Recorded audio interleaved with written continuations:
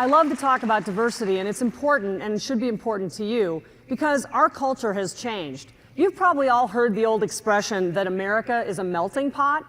And what that meant was that wherever you were from, whoever you were, you came to the United States, we sort of threw you into one pot and sort of simmered away all of your differences, and we all came out Americanized. The more modern expression now, though, is that America is no longer a melting pot, but in fact a salad bowl. And the reason it's called a salad bowl, because if you look at the actual elements of a salad, none of the pieces of the salad look like anything else. The carrot doesn't look like the radish doesn't look like the cucumber doesn't look like the tomato. You can see every element of the salad for what it really is. And most of us would agree that a salad that has all of these different things is a better salad. What does diversity look like, though? When I talk about diversity, a lot of people tend to think racial and ethnic diversity, and that's important, and I think we're going to talk about that too.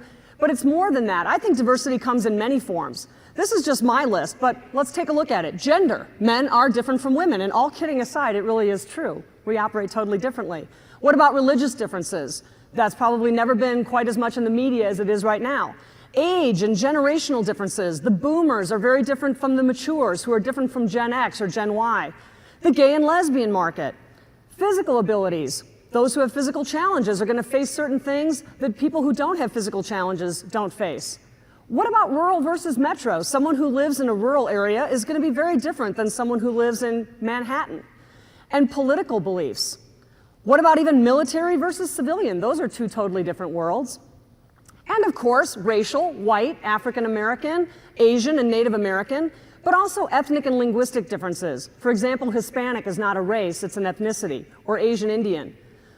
Nativity. I think someone who's foreign born is going to look at the United States with a very different lens than someone who's US born. Life stage. A new mom or a new dad is going to be in a very different place emotionally, financially, priority-wise than someone who's a retiree, someone who's a college student, or someone who's an empty nester. Lifestyle and affluence.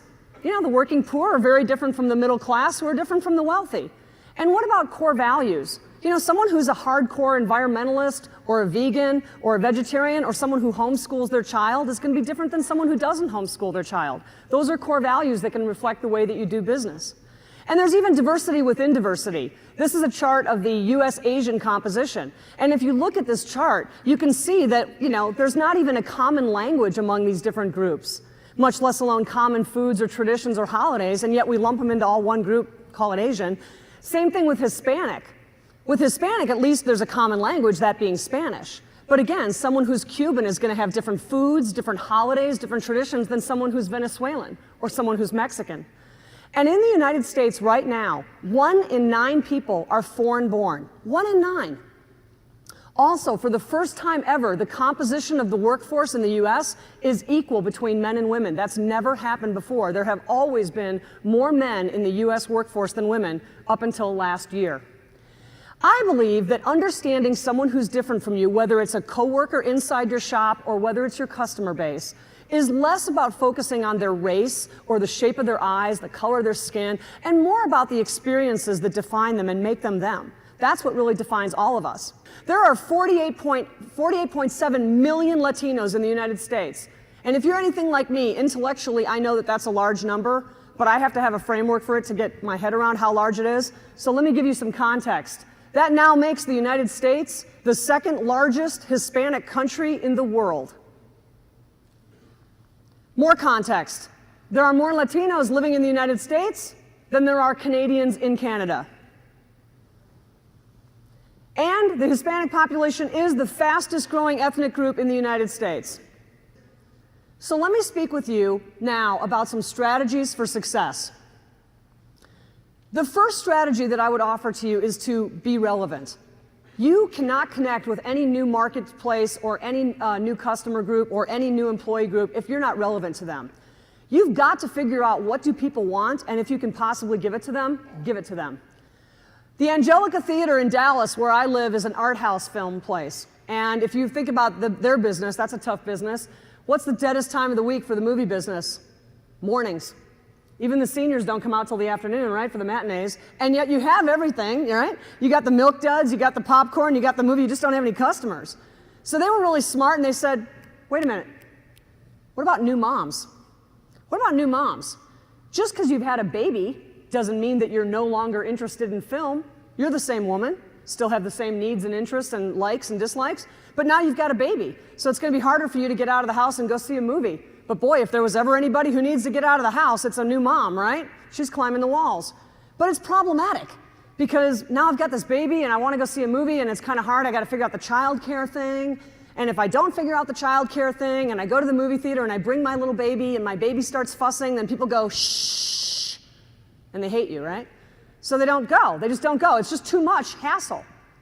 So this particular art house film place opened up a new thing called the Crybaby Matinee.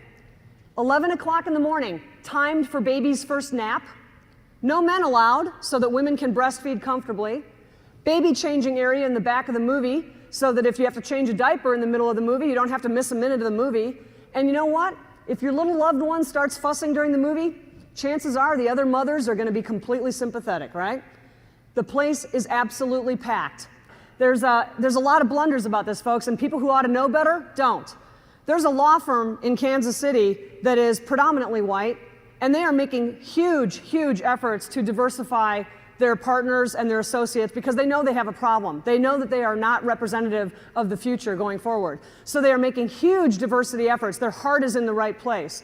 And one of the things that they do with their senior partners is they match their senior partners up with minority associates for mentoring because they want these people to do very, very well. So a partner who is an older white gentleman was taking one of the young associates who's African American out to lunch.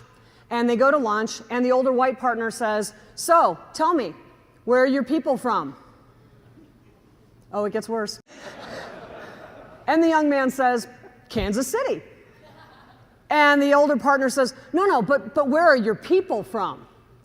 And the young man has no idea what he's talking about. He thinks, well, maybe he's talking about my grandparents over, and he said, "Kansas City.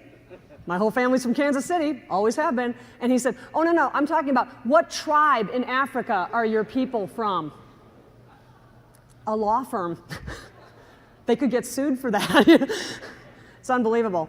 Or, these types of comments that we hear in focus groups all the time. Talking louder does not make me bilingual.